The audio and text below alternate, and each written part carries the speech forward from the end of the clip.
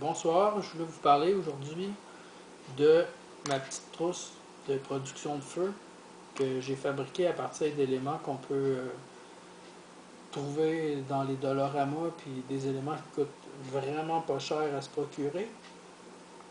Et puis une trousse qui peut être vraiment très utile dans des situations de survie. Je pense par exemple à n'importe quelle situation où on serait pris dans le bois ou une situation euh, comme on voit dans le film de D, qui est un très bon film. Donc je ne sais pas le titre en français, mais ce serait Le Jour ou quelque chose comme ça. C'est des survivants qui vivent dans une société, qui vivent dans un monde, on pourrait dire, où que la société actuelle n'existe plus. Donc c'est comme une espèce de monde post-apocalyptique. On comprend pas, par exemple, qu'est-ce qui s'est passé. C'est une pandémie ou quelque chose comme ça, mais du moins, c'est des gens de survivants qui ont besoin de différentes ressources pour survivre. Puis un petit kit comme ça, dans une situation comme ça, ce serait vraiment l'idéal de le procurer, d'en posséder un. Ça contient des techniques de production du feu à court, moyen et long terme, donc à peu près tous les besoins peuvent être couverts. On va prendre quelques minutes pour ouvrir ça, voir comment ça a été monté. Puis j'espère que ça va vous inspirer pour vous en faire un similaire ou un avec les items de votre choix. Donc c'est sûr que dans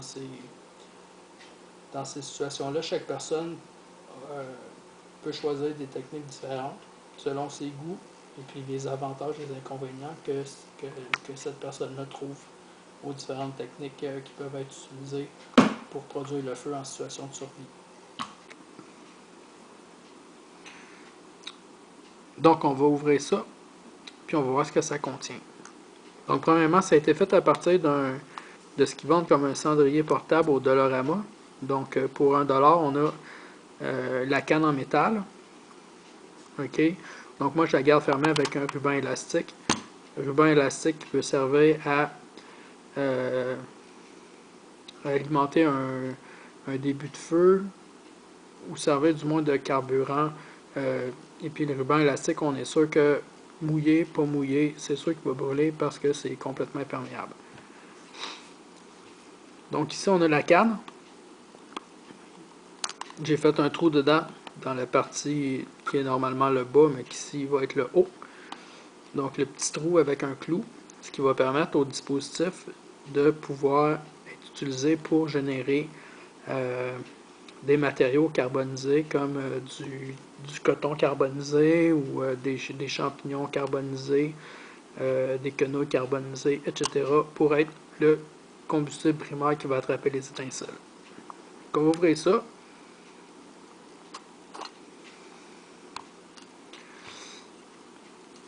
Donc ici, j'ai probablement l'item le plus important du kit, qui est une lentille de Fresnel. Donc une lentille de Fresnel comme ça, qui est en fait une loupe, mais plate. Et puis un dispositif comme ça va pouvoir permettre de partir des feux à partir de l'énergie solaire. Donc ce que je dis, c'est l'élément le plus important, c'est que l'énergie solaire étant renouvelable, elle va pouvoir être utilisée tout le temps. Donc, à chaque occasion qu'on a d'utiliser la loupe pour partir le feu, c'est toujours une meilleure option que n'importe quelle autre, étant donné que ça ne consomme aucune ressource non renouvelable.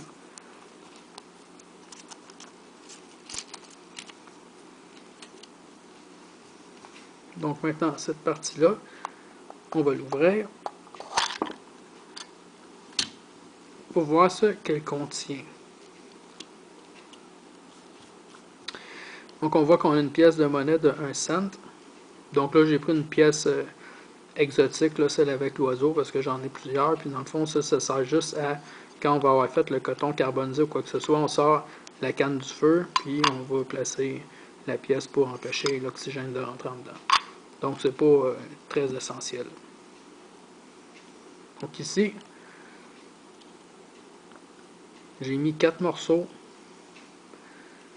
de tissu de jute ciré, donc qui peuvent être utilisés dans des situations où le combustible va être un petit peu humide ou trempe. un peu. Donc la jute cirée va assurer par la cire qu'elle va brûler plus longtemps que la jute non cirée. Donc ce qui va faciliter l'obtention d'un feu par la suite.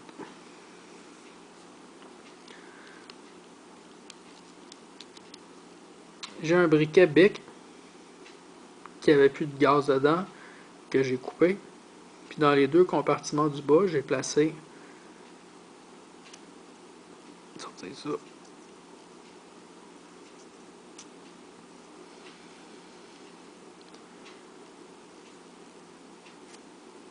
J'ai placé de la jute normale. Donc un morceau de jute, deux morceaux de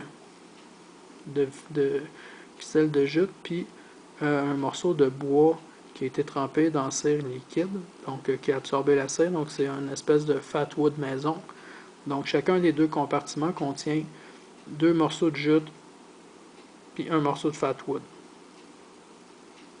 Donc ça peut être extrêmement utile comme combustible primaire la jute, puis le fat wood fait l'effet similaire à la jute qui contient la cire.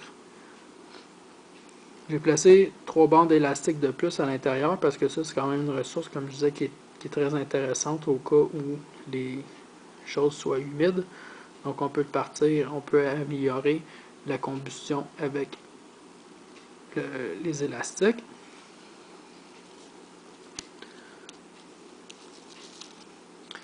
J'ai un petit morceau ici de papier qui a l'air d'être du papier d'aluminium, en fait, à l'intérieur. Donc je vais l'ouvrir pour montrer ce que c'est. Donc à l'intérieur, on a ce qu'on appelle en anglais du char cloth, donc du coton carbonisé. J'en ai 8 morceaux qui vont servir de combustible primaire pour récolter des étincelles, que ce soit par ça, soit par la pierre avec les strikers d'acier. Donc les strikers d'acier qui viennent de lames de scie à métaux. Donc j'en ai plusieurs ici. Juste un comme ça peut faire pendant plusieurs semaines, voire plusieurs mois. Donc avec le nombre que j'ai ici, on peut facilement pouvoir produire le feu pendant quelques années sans problème. Et puis j'en ai deux autres petits strikers d'acier ici, et j'ai aussi une laine d'acier, un petit morceau de laine d'acier 0000, donc de la 4.0, qui est très inflammable, puis dès qu'elle reçoit un petit spark, que ce soit par ça, donc ça va prendre tout de suite. Donc ça, je considère ça comme du truc à court terme, étant donné que ça devrait être utilisé plus lentement, plus rapidement. Par contre, la lentille de Fresnel, ça c'est du très long terme. Ça c'est pour l'acier, je dirais que c'est du long terme aussi. Puis le briquet ici, comme la pierre va finalement s'user, je dirais que c'est du moyen terme. Donc, lors d'utilisation des choses, ça va être toujours utiliser la lentille de Fresnel lorsque c'est possible. En deuxième lieu, on va utiliser le striker d'acier avec la quartzite, soit en combinaison avec du charcloth ou n'importe quel autre matériel carbonisé. Puis en dernier recours, on utilise le briquet là, qui est une ressource vraiment plus non renouvelable puis consommable. Donc ça fait pas mal le tour de la petite trousse que j'ai montée. J'espère que vous avez trouvé ça intéressant.